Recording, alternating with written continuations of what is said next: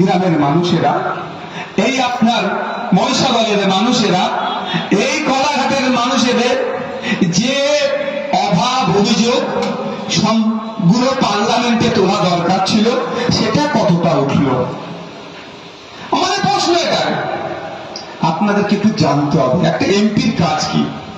শুধু গিয়ে কি মোদিজির সাথে, অমিত শাহজির সাথে, রাহুল গান্ধীজির সাথে, আরো যারা স্টার আছে ওখানকার, তাদের সাথে সেলফি তুলবে, টিকটক ভিডিও